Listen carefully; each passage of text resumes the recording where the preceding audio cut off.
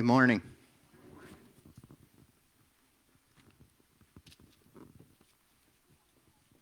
This morning I'm reading from the New King James Version Bible,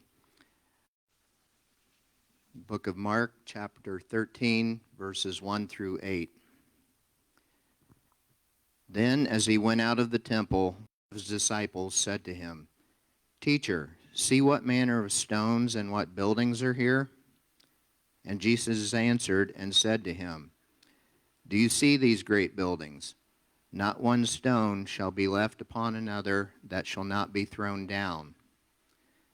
Now, as he sat on the Mount of Olives opposite the temple, Peter, James, John, and Andrew asked him privately, "Tell us, when will these things be, and what will be the sign when all these things will be fulfilled?"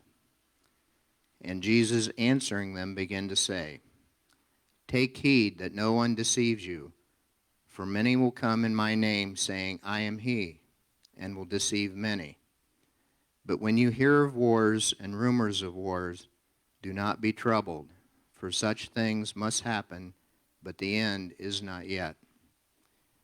For nation will rise against nation, and kingdom against kingdom, and there will be earthquakes in various places, and there will be famines and troubles. These are the beginning of sorrows." This is God's word for God's people. Thanks be to God indeed. Thank you, Dan. We have junior church this morning. Jolene, if you want to head out, you're welcome to do so. She's already heading for the door. Well, how was your week? Again, you probably don't want to look outside right now, but it's getting snowy. It's probably not sticking still yet, though. Maybe it is. I don't know. I can't tell. Whatever it was, I hope that it found you in a place where you have a relationship with God. Not only that you have one, but that you were engaged in it. Imagine having a relationship with somebody and you really never talk to them and you really never see them. That's not probably going to be much of a relationship, is it? And so in that, I hope that you found the presence of God, his leading and his guiding. There's things in your life that need repentance. There's ways in which you need to grow and move and change. Because when we do that and we take that step, he refreshes and restores our souls. We've been talking a lot and have spent a lot of time as a church over the last couple months, and we've talked a lot about Jesus. Now, say what you want, but it's okay to talk about Jesus a lot, right? We talked about his teachings. We talked about his role as the high priest, and we've even been talking about what it is that we can do in that process, right? Put tools in our toolbox, remember that? All that fun stuff. Today, we have this strange gap, right? Last week was All Saints Sunday. Next week is Christ the King Sunday, where we remember his kingship over us as citizens of a kingdom that's not really here on earth, right? And then we're going to jump right into Advent. So we have this strange Sunday that's stuck in the middle, and here we are, and this is the Mark 13 is the text that comes up in the lectionary. So it's what comes up in your annual schedule. And as I was looking at it, I'm like, well, that's not very good.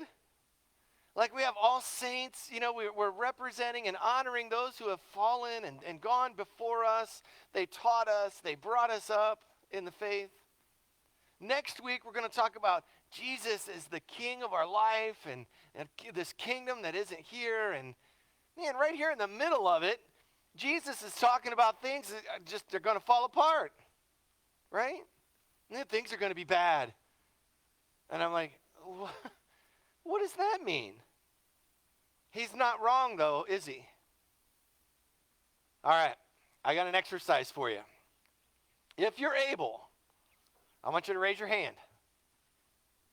Now, as I mention something, if it no longer exists for you, I'll give you the first one will be a good example. As I give you an example, if something doesn't exist anymore in your life, I want you to put your hand down. Hand up. Everybody should have a hand up, and that's okay. You don't have to put it like way like, oh, no washing windows, no hallelujahs, no raise the roof. If you no longer, or if your childhood home, in other words, the home you were born in, if it no longer exists, put your hand down.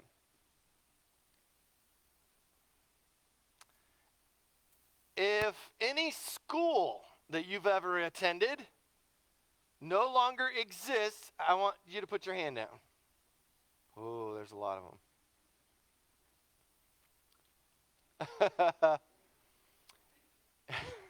Man, some of y'all, all of your schools are still standing? That's crazy. If you still own your first car, put your hand down. You still own your first car? Okay, there you go. Whew. I was like, man. Whew. I'm like, man, she's going to have me up here all day trying to figure out something she doesn't have.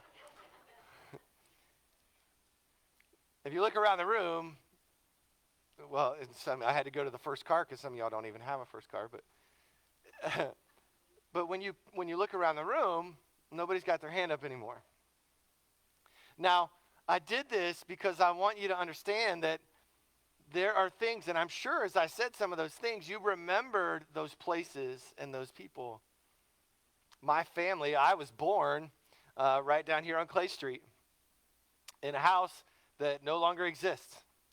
It actually was torn down shortly after, just a few years, I mean by shortly, a few years after we moved out. I think there was one other family that lived there for a while, and then it was gone. And so, not only that, but who remembers Maplewood had a school? All right? You remember the school building? Sits where the fire department now is. Used to go there for the Friday sack lunch of VBS, right? Sit on the steps, play around the schoolyard, all that fun stuff. What you understand when you start to recollect these things, those of y'all who are from Jackson Center, y'all went to Jackson Center High School, right? Junior high, no longer there, right? Big brand new building, right? What Jesus is trying to tell us and show us and educate us about today is nothing really lasts forever. Maplewood and DeGraff, both churches, right? Both churches are not their original church building, are they? Nope, they're not. This building was built, and I believe it was the third in succession, because one, I think, Bernard, you can help me, the first church out here on the street, it either caught fire or something, and they tore it down and built another one, right? And then that one got too old, and they built this one. And so what do we have in our brains and our minds? What about 100 years from now? Is this building still going to be here? Are the people that are worshiping going to be in this building? Probably not. Do we believe that the Spirit of God could be here? Sure do. Those things in our lives are not meant to last forever. Jesus starts in today's text, and he's met by the disciples who are getting all worked up over the temple, right?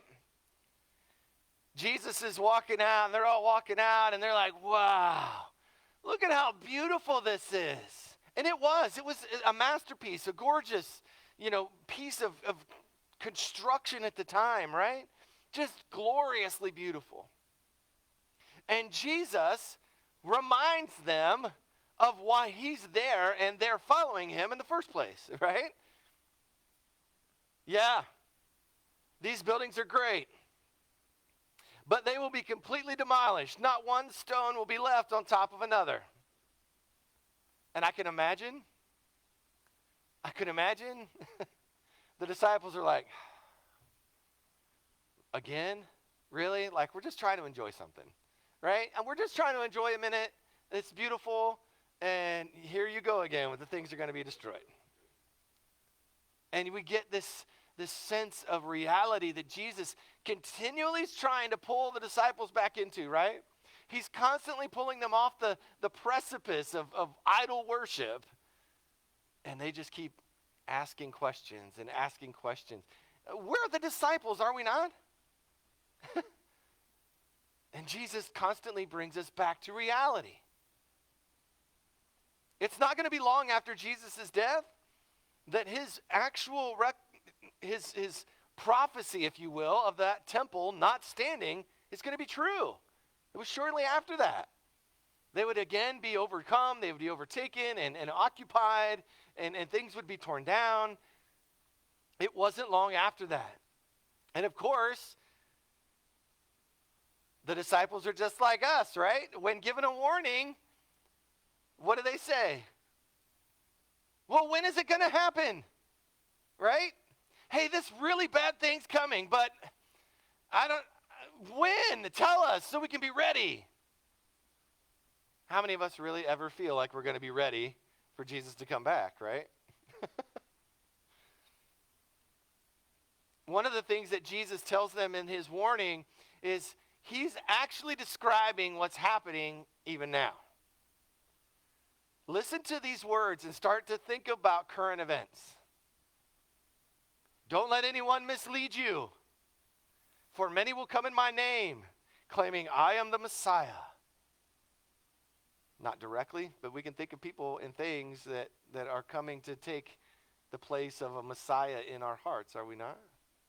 They will deceive many, and you will hear of wars and threats of wars. Right? We can relate to that. And what's Jesus say? But don't panic. Yes, these things must take place, but the end won't follow immediately. Oh, it's bad. But how many of us have been alive a long time? Still bad. And we're still here, right? Nation will go against nation, kingdom against kingdom. There will be earthquakes in many parts of the world as well as famines. But this is only the first of the birth pains with more to come. It sounds like the world we're living in right now, right? We can listen to the words of Jesus and go, yeah, I know. There was just an earthquake the other day in this country. Yeah, I know there's forest fires raging out west. Yeah, I know there's unrest and civil unrest in different countries and even in our own. Nations against nations, wars and threats of wars. We have this revelation, but it's not as if we haven't been warned. This is coming from Jesus thousands of years ago, right? Now, you guys know this because you're very good at listening, and some of you even take notes. And so what is something that I often say about this stuff? Take a look around. Everything you can see with your eyes, it's all designed to burn. It's all designed to burn. I was thinking about that this morning, and not burning, not the burning part, but I come down the stairs and I'm going out and I'm getting myself ready and I'm getting ready to leave, and Mom had filled the trash can because there's a carry-in over in DeGraff today, so there's lots of ingredients and trash that's left, and so she had the bag out ready to go, and as I'm walking by, I just tie it up, sling it up, because I'm going to go right by it, right? And she says, well, wait a minute, wait. I got more to put in there. And I said, hey, you know what? You know what the good thing is? There's another bag in the can, and you can fill that one too. So no matter what we think, there's always a can of trash to fill. And it's all designed to burn.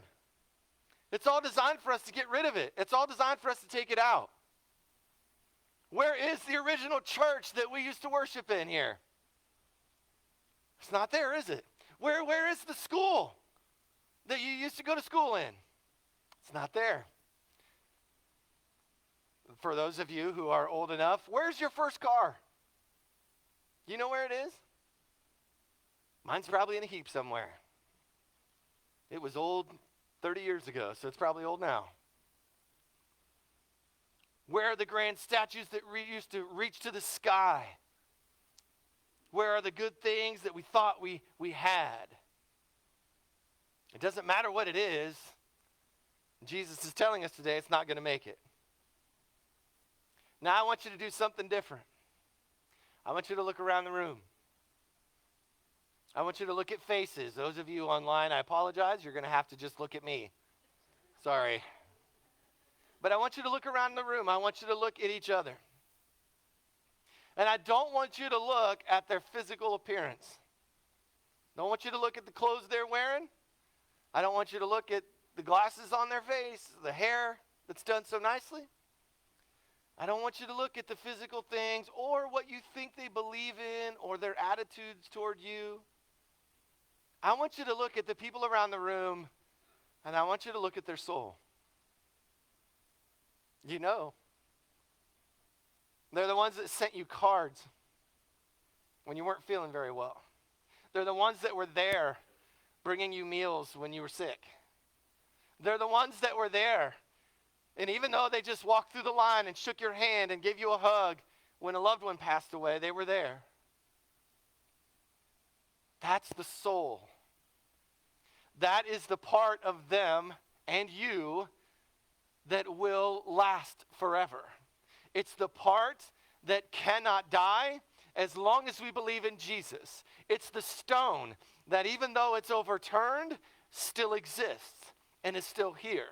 It is the part of us that will never be depleted, will never run out, and will never be lost in the physical trappings of this world. That's a good button. You can turn that button back off because that's going to drive me crazy.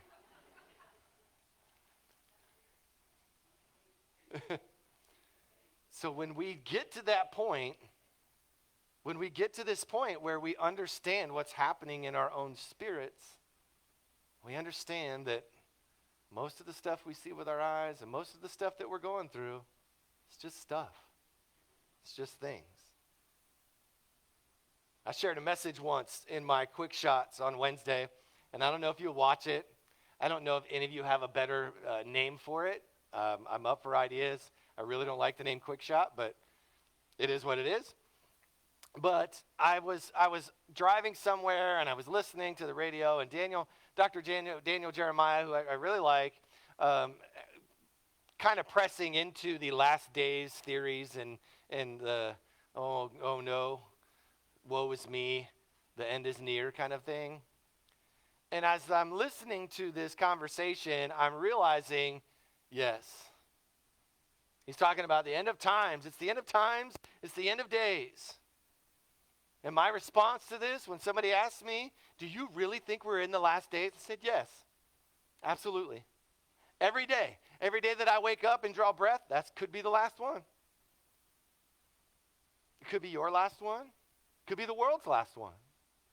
Because see, what we forget is that since Jesus Christ died on a cross, 3 days later rose from the grave, 40 days later ascended into heaven, ever since that moment, we have been living in the last days. Because no one but the Father knows when he's going to send him back to reclaim his people.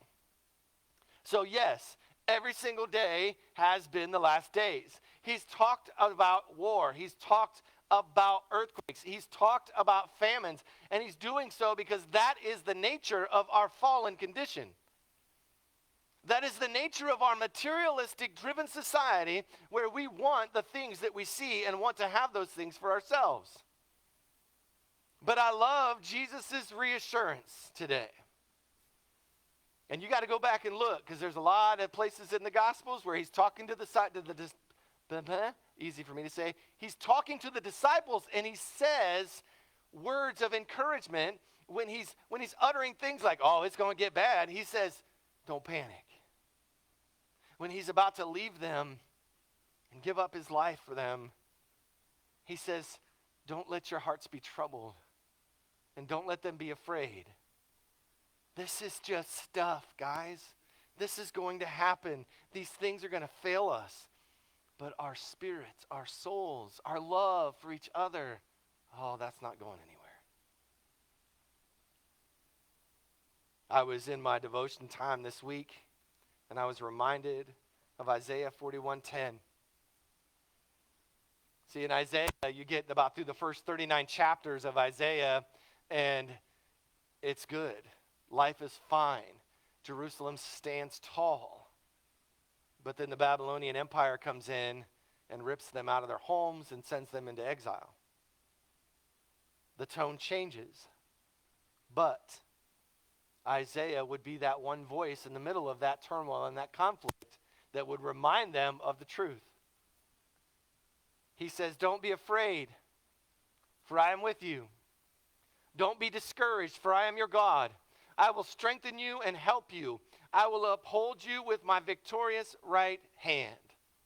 And little did Isaiah know that there was going to be Jesus, that God would send his son into the world to be one of us, that he would bear the weight of our guilt and our shame and our sin, that if we can believe in him, it can change our direction. It can change our lives. Jesus is the hope. Jesus is the future. And everything else is just noise and pretty decorations. And to quote an old saying, boy, it's just lipstick on a pig. Remember today that buildings and stuff will fail and fall, but the kingdom of heaven is forever. Amen.